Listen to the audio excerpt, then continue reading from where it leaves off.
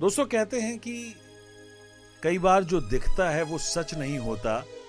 कुछ कहानियों के पीछे कुछ राज जरूर छुपा होता है।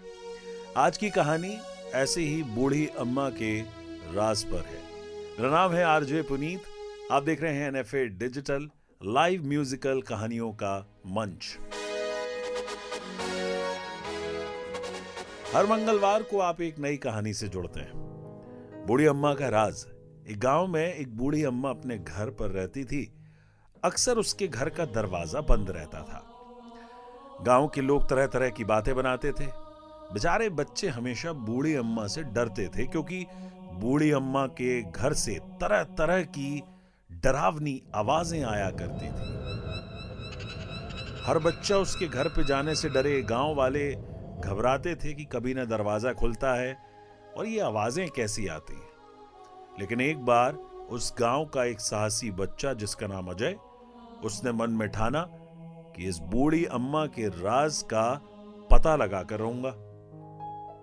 एक दिन रात के वक्त अजय बूढ़ी अम्मा के घर में घुसता है। धीरे धीरे जब वो अंदर जाता है तो अम्मा की नजर उस अजय पर पड़ती और अम्मा कहती है कि तू आ गया बेटा। तभी अजय डरते हुए घबराते हुए अम्मा से कहता है कि अम्मा अम्मा आपके घर में भूत तो नहीं है? अम्मा हंसने लगती है और कहती है कि बेटा नहीं, मेरे घर में भूत नहीं है। देखो, मैं तुम्हें आज अपना एक बहुत बड़ा राज, बहुत बड़ा रहस्य बताती हूँ।